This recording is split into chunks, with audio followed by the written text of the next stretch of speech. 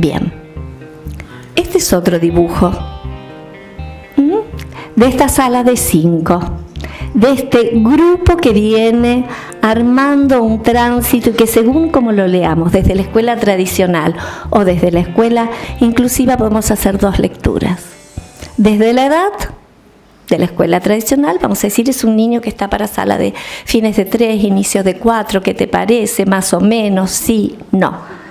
Desde los procesos, este es un niño que viene transitando el nivel inicial ya desde hace un tiempo, hizo 2 veces salita de 3, anduvo. Esto es lo mejor que él puede estar, esto es lo más que pudo tomar del nivel inicial.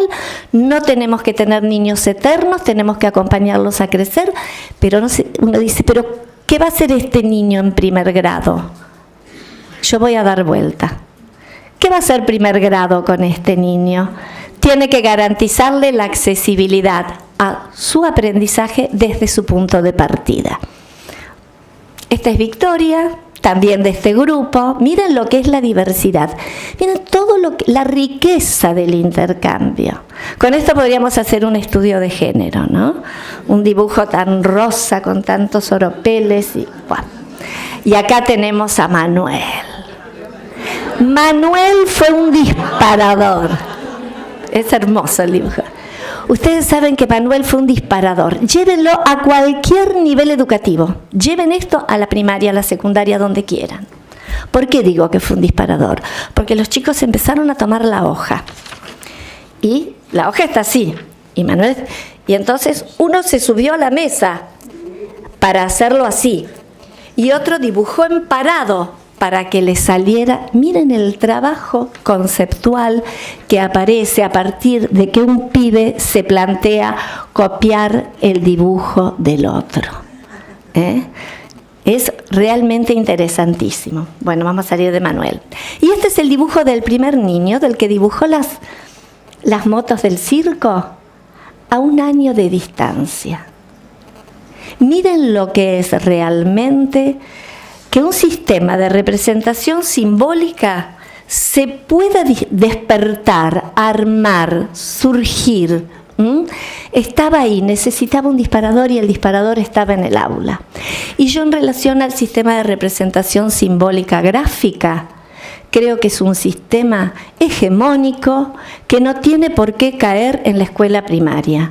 Al contrario, es un sistema que nos acompaña a pensar, a producir, a plasmar pensamiento, a andamiar, a recordar, a evocar. La escuela tradicional reduce la posibilidad del dibujo. Bien, vamos a enaltecerla dentro de lo posible.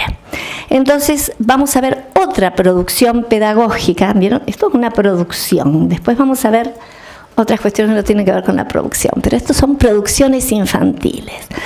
Nos vamos a ir a un aula donde están trabajando sobre San Martín. Quieren ubicarla a 3er grado.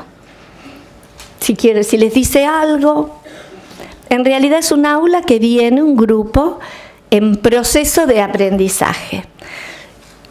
Podemos decir 3er grado, 8 años, ¿qué nos dice eso? Si lo que nos interesa no es la edad sirve para pesar un niño, para sacar un documento, para darle una cantidad específica de alimentación o de vacunas, pero la edad no nos habla de procesos internos de apropiación. Pero bueno, estos son niños que están en un 3er grado, que venían trabajando y que la maestra es una propuesta diversificada. Los chicos vinieron diciendo que sabían de San Martín, tenían que preguntar en casa quién era, qué sabían, vieron los videos de Paca Paca, vieron un video de la cordillera para tener dimensión de lo que es atravesar la cordillera, hicieron representaciones vestidos de época, fueron a visitar un lugar donde había mulas para ir entendiendo esto. Trabajaron el concepto desde varias vertientes. ¿Me siguen en esto? No una única modalidad que es la que dice el libro, sino muchas. Después, para trabajar sobre esto, la maestra les propuso que todos iban a tratar de escribir y dejar en su cuaderno una marca sobre lo que San Martín era. En la escuela tradicional hubiéramos encontrado Fue en el cuaderno Rivadavia, 50 hojas. San Martín nació en Yapeyú, su mamá fue, su papá liberó tales países, cruzó la cordillera, murió en el exilio. Bien, las madres al salir hubieran encontrado que la mayoría tenía lo mismo, salvo 2 o 3 que a lo mejor no habían alcanzado a copiar, se habían quedado atrás. Y hubiéramos pensado que esos 2 o 3 eran los chicos con problemas. Ahí lo que hubo evidentemente fue una barrera y no hubo una accesibilidad. Entonces vamos a ver qué pasó con Cuadernos de un aula diversificada, donde se pensó en diversificar la posibilidad de dejar constancia de lo que hoy aprendí de San Martín. Este dibujo lo traje por 2 cosas. Una, porque la maestra ofreció viñetas. El que quería tenía las viñetas para contar la historia de San Martín. Y acá está la vida de San Martín. 2 cosas. Este es el cuaderno de Mauro. Pegó las viñetas y se ayudó de ellas y escribió estas oraciones. Pero también él escribió en el cuaderno de una compañera que tiene una parálisis cerebral coreoatetóxica, que le cuesta mucho escribir, y que le dictó a este niño lo que ella quería escribir. Y este alumno escribió en el cuaderno de la compañera. Nadie le puso, no debes escribir en el cuaderno de tu compañera, aclaro. No. Pero además este alumno está acostumbrado a trabajar dentro de esta dinámica interaccionista y escribe lo que Luciana le dice. No escribe lo que él quiere, él escribió en su cuaderno su historia de San Martín, que es esta. Y con esta letra escribió en el cuaderno de Luciana. Acá tenemos otro que escribió en el procesador de texto. Y no es un niño con parálisis cerebral. Es que también está el procesador de texto. Si está en casa, está en la secretaría, ¿por qué solo en el aula de computación? Como dice la escuela tradicional, nosotros también vamos a tener, y que, bueno, hay quien va a escribir acá, quien va a escribir en el pizarrón, eso es diversificar las oportunidades. Esto es lo que escribió Pedro. Tuvimos a Mauro, a Luciana, a Pedro, y ahora lo tenemos a Lautaro. Lautaro es un niño al que le cuesta mucho escribir, tiene un trastorno muy grande en su escritura. Y miren todo lo que pudo poner Lautaro acá. Escribió San Martín como forma fija, pidió escribir Somos Libres, puso la bandera argentina y lo dibujó a San Martín con un caballo negro. De lo más a mí me pareció tan interesante esto porque no quedó ahí sometido al caballo blanco clásico, ¿no? Y ahí está San Martín. Y fue el encargado de dar desde la oralidad la explicación de este dibujo. Esto lo llevó a otros lugares. Por ejemplo, escuela secundaria. Vez pasada estábamos trabajando densidad de materiales, tema complejo si los hay, ¿no? Bueno, trabajamos directamente en el laboratorio, que era la densidad, tocar las barras, ver, comparar, igualar, separar por materiales. Un grupo se quedó en el laboratorio, hizo dibujos en relación a la experiencia, la escribió en la computadora, hizo gráficos, lo imprimió y ese fue su tránsito por esta propuesta curricular. Otros se fueron a trabajar con problemas, otros relacionaron densidad con masa. No estamos todos masificados y unificados en una propuesta única, sino que todos estamos atravesados, sí, por la propuesta curricular. Todos nos enteramos de lo que es la masa, porque ese es nuestro derecho.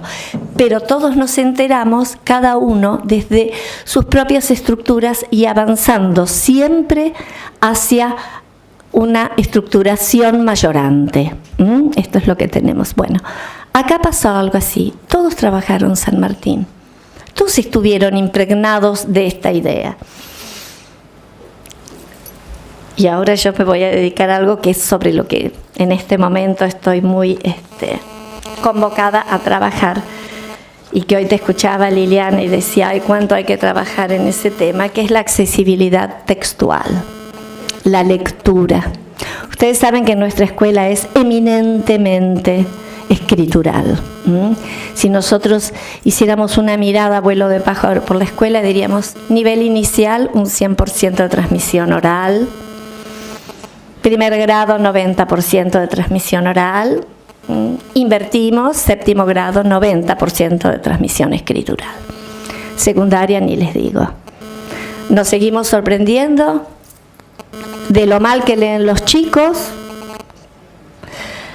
de que no tienen lecturas críticas, esto que hoy decía Liliana también, cómo escriben, cómo leen, y confundimos y pensamos que porque les demos un texto elevado van a lograr un nivel de lectura más competente, en vez de acompañarlos y habilitarlos como lectores con textos que sean accesibles, porque el texto es la barrera. Vamos a empezar a trabajar mucho con esto de accesibilidad y barrera. Preguntarnos cuál fue la barrera que condicionó el aprendizaje de este niño. ¿Cuántas veces es el texto? No comprendió la consigna.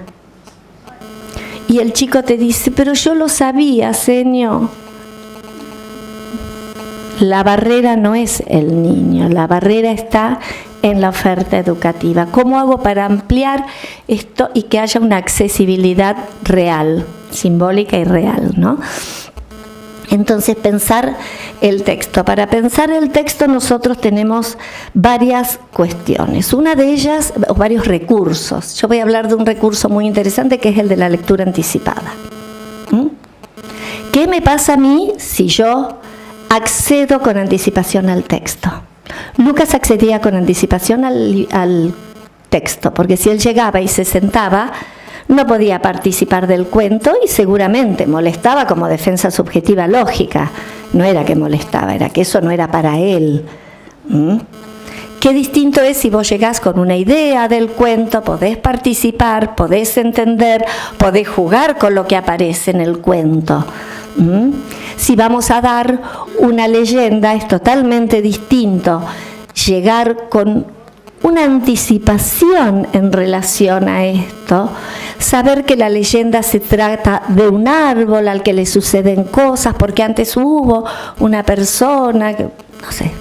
Yo llego y cuando la maestra lo va diciendo, mi campo semántico está armado, mi campo conceptual, esa red de andamiaje que cuesta tanto generar inmediatamente, de alguna manera ya estuvo. Esto es justicia curricular. ¿Darle a todos lo mismo? No. Igualdad no es equidad. Nosotros estamos buscando equidad, no igualdad.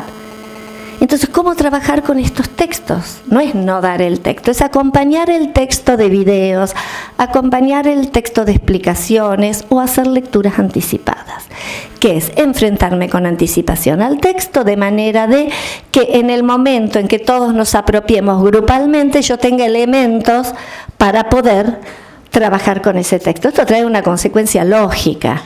Cuando todos produzcamos, yo voy a saber de qué se trata. Voy a dar un ejemplo muy sencillo. Instrucciones para subir la escalera de Cortázar. Un texto que se usa mucho entre sexto, séptimo y la secundaria. Yo de antemano sé a quiénes le va a costar. Seguro. El docente sabe.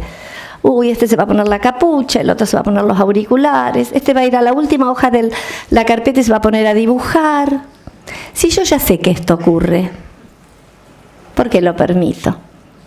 ¿Qué pasa si con esos chicos, la clase anterior, diversifico las tareas, los pongo a hacer cosas y a ellos les propongo que leamos el texto? Vamos a leer esto, a ver.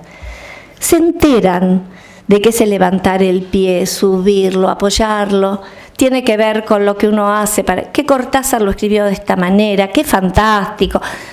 Cuando a la clase siguiente yo presente este texto, es probable que esos 5 pibes no se vayan de mi clase, o que yo no los saque de mi clase de alguna manera, sino que yo los haya incluido y que ellos puedan ir pesquisando los momentos de esa lectura. Y lo más interesante es que cuando después hagamos grupos y propongamos a los chicos que escriban las instrucciones para ir de pesca, instrucciones para armar el bolso para ir a jugar al fútbol, o las instrucciones para para hacer un asado o un picnic, ellos puedan participar.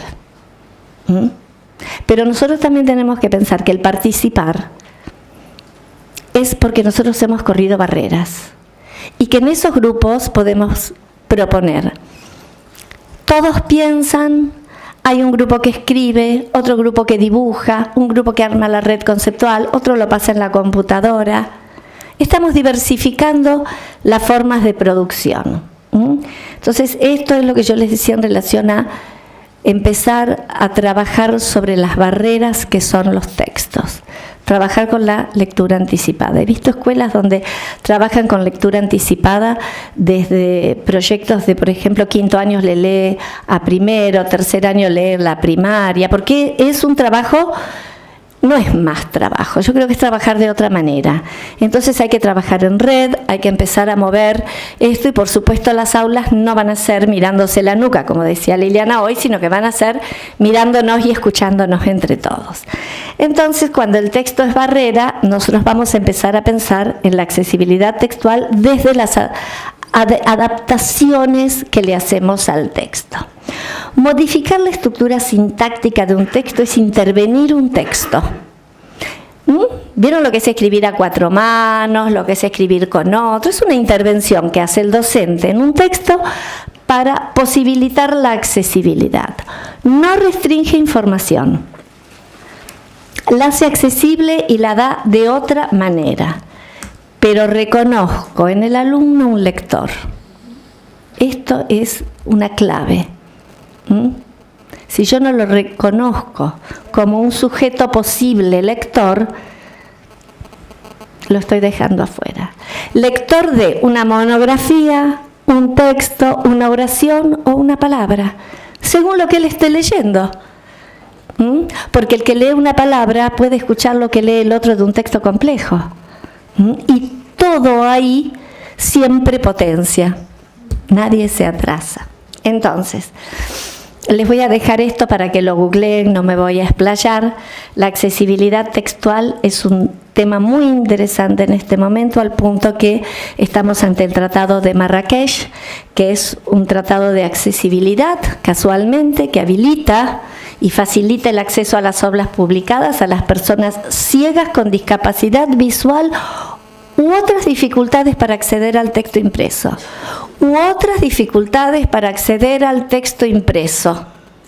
Esto es importantísimo, porque ahí figuran en otras dificultades todos los trastornos del lenguaje, escritura y lectura discriminados. Es interesantísimo. La Organización Mundial de la Propiedad Intelectual y la Organización Mundial de Personas Ciegas son las dos que han trabajado sobre este tratado, al cual nuestro país desde septiembre del 2016 ha adherido. Así que nosotros ya somos parte de este tratado. Se los dejo para trabajarlos en el aula, no es poco. Y otra cosa que me parece que tenemos que incorporar en relación a la accesibilidad al texto es la posibilidad de que el texto esté escrito y a la vez yo tenga otro portador que me ayude a comprender el texto. Por ejemplo, el WhatsApp. El WhatsApp usado en el aula. Acá yo vi, sacan fotos, están fantásticos. ¿Por qué en el aula no? ¿Por qué cuando la maestra lee las instrucciones para subir la escalera de Julio Cortázar, el alumno no pone su teléfono y la graba y se la lleva a su casa y recupera al docente, recupera la voz, la cadencia y lo escucha leyendo el texto?